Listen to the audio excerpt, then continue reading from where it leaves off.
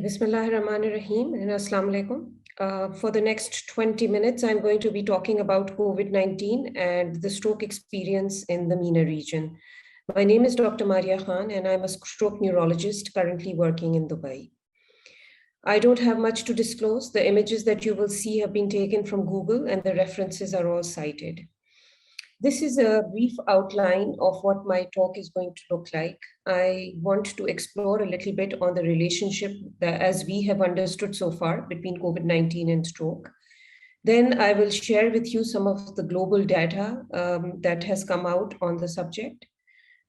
This will be followed by our MENA regional data.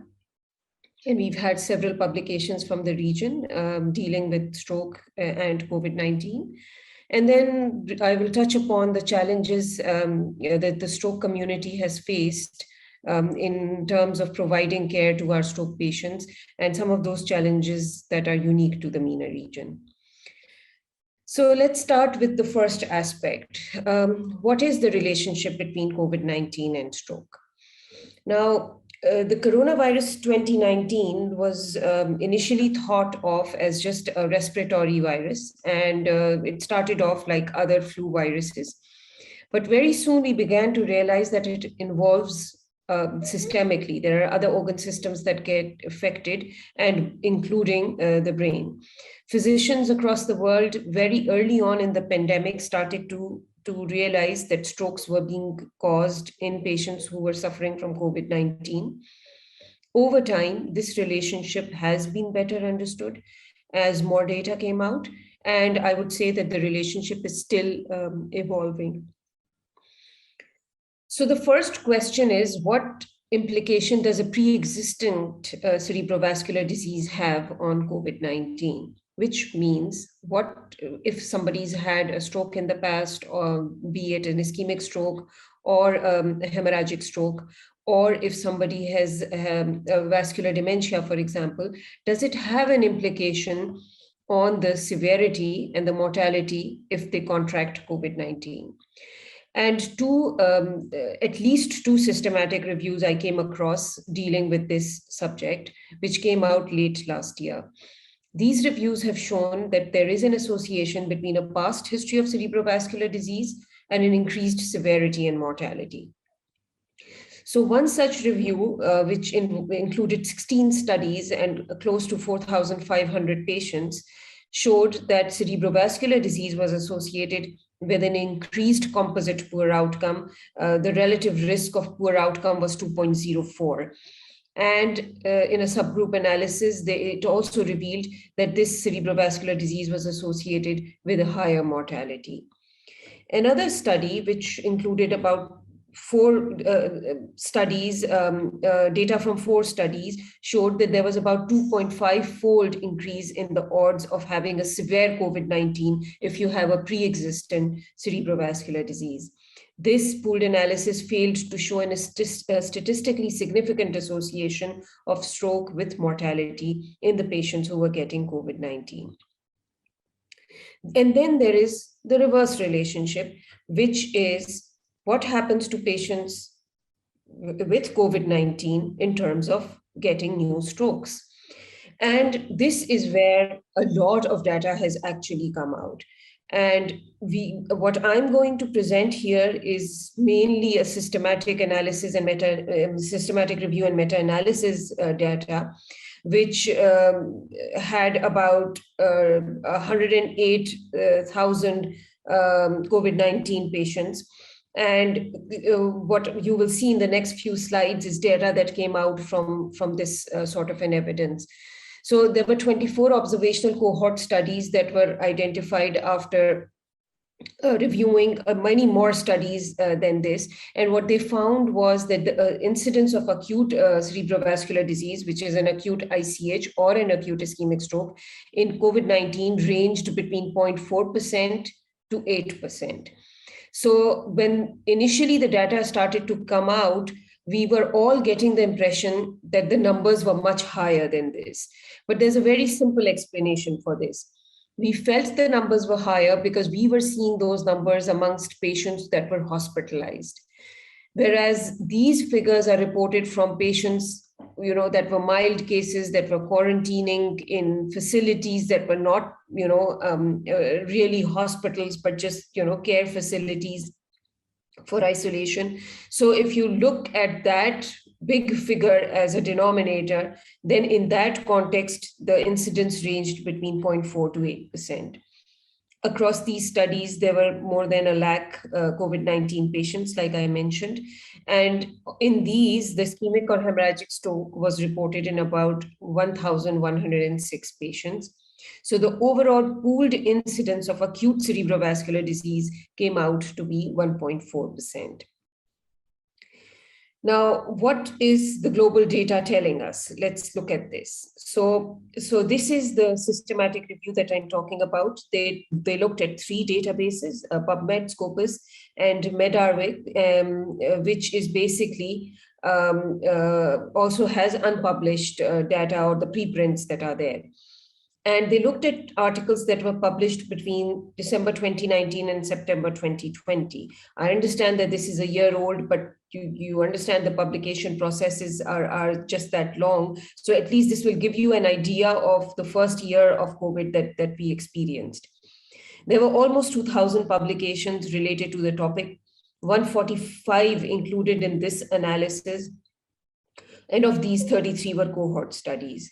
And like I said, the pooled analysis had about 1,106 acute cerebrovascular disease cases. Now, drawing from this pooled analysis, we will talk about some of the stroke characteristics that were being seen in COVID-19 patients. So the median age reported is about 65 years. The males were about 62.4%, so slight male preponderance. These patients were having vascular risk factors, and hypertension was the commonest. So 62% of these people who got strokes had an underlying hypertension, 36% were diabetic, and about a quarter were dyslipidemic. A vast majority of the patients had COVID symptoms at the stroke onset. So stroke was not the presenting feature in most of them. They had ongoing COVID symptoms, and in 84%, stroke happened after that.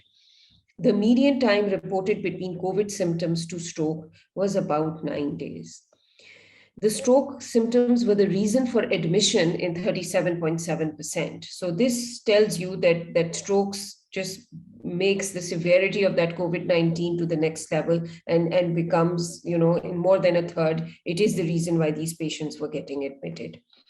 And about 2/3 of these patients also had severe COVID symptoms in about 61%, that is. Now, some of the other characteristics that were reported from this pooled analysis is that ischemic strokes were by far the most common, 87%, and ICH was there in 11.6%. The median NIHSS was 15, and that tells us that these are not small strokes. These were mainly large vessel occlusion patterns, which were seen in about 80% of the patients. So the stroke severity is pretty high. And then in about 42% of the patients, multiple vascular territories were also involved. So if you look at the comparison between COVID-19 and non-COVID-19 patients that they have done, and there are certain studies that have looked at that data where they compared the strokes they were seeing in non-COVID-19 patients with the strokes they were seeing in COVID-19 patients, 2 things stand out. Large vessel strokes were many times more common. 2.73 is the odds ratio in COVID-19 patients. And in-hospital mortality was about 5 times higher in COVID-19 patients compared to non-COVID-19 patients.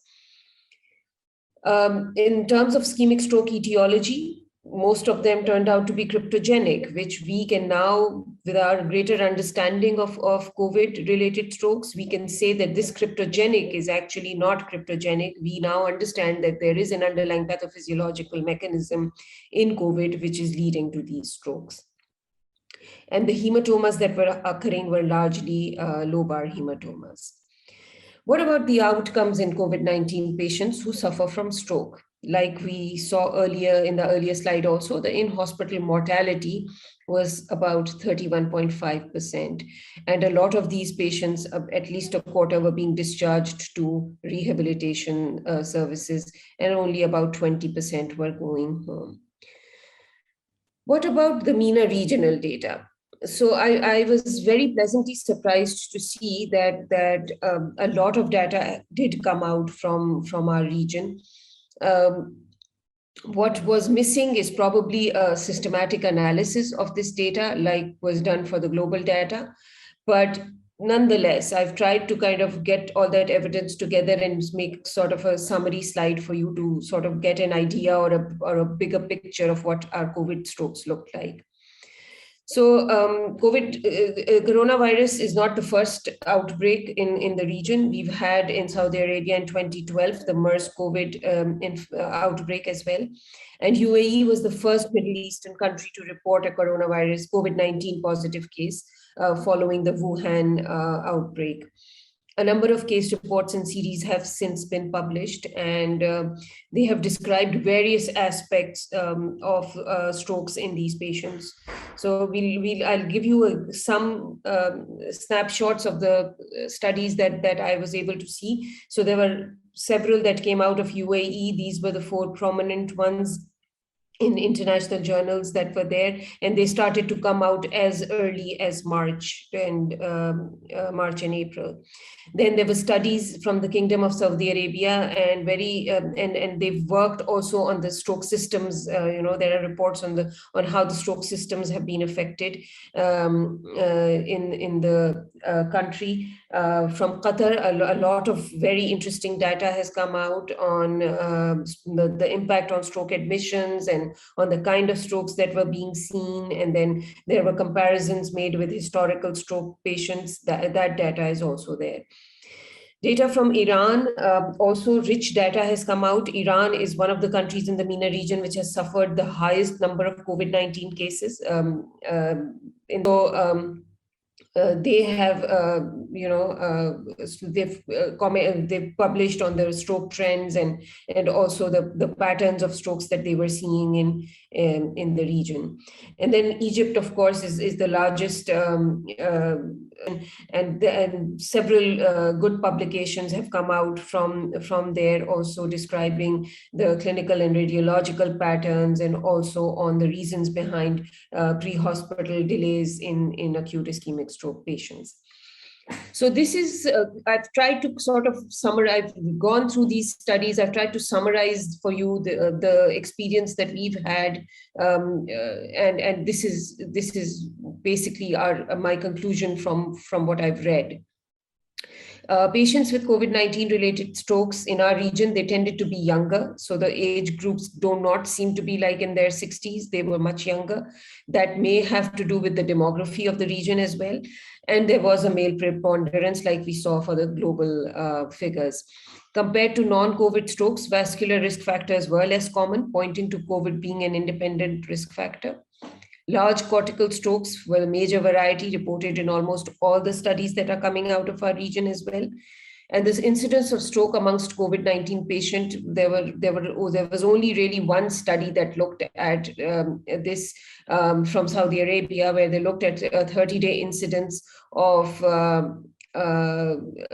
stroke in COVID-19 hospitalized patients. And this was very low, which was 0.2%.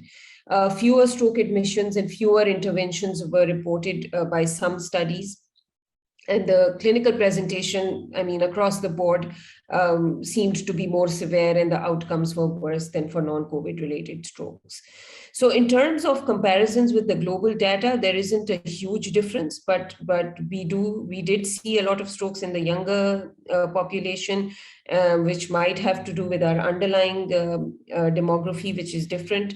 And the outcomes as reported internationally were also worse.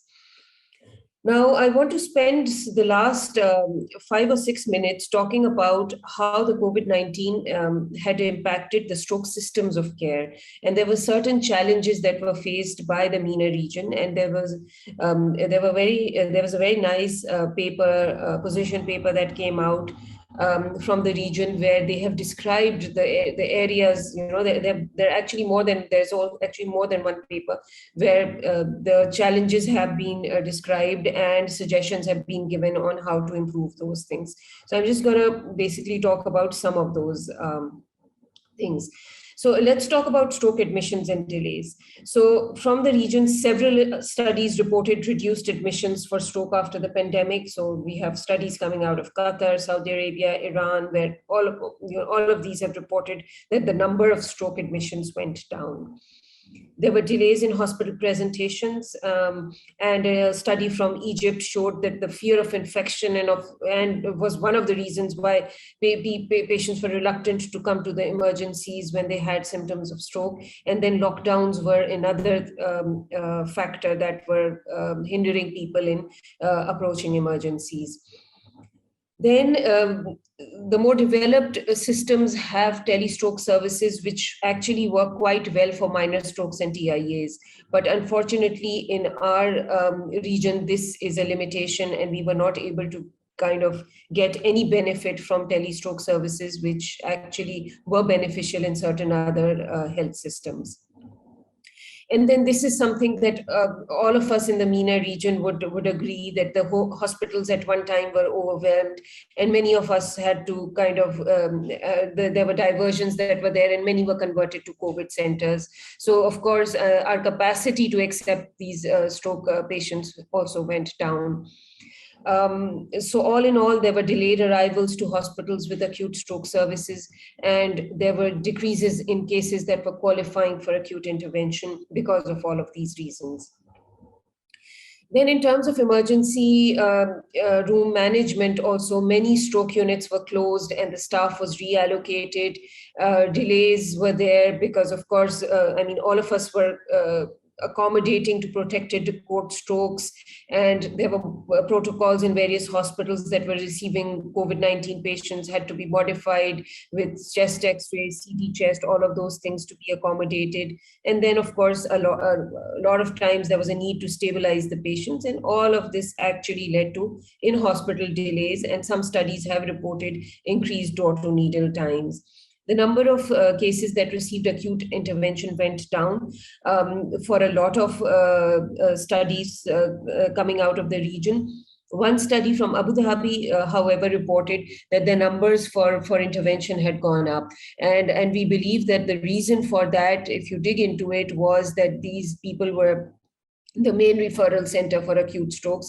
And when the peripheral hospitals were converted into COVID hospitals, they became the main area where all the strokes were sort of being channelized. So that might have been one of the reasons why they saw a greater number of strokes in the first year of the pandemic as opposed to the rest of the region.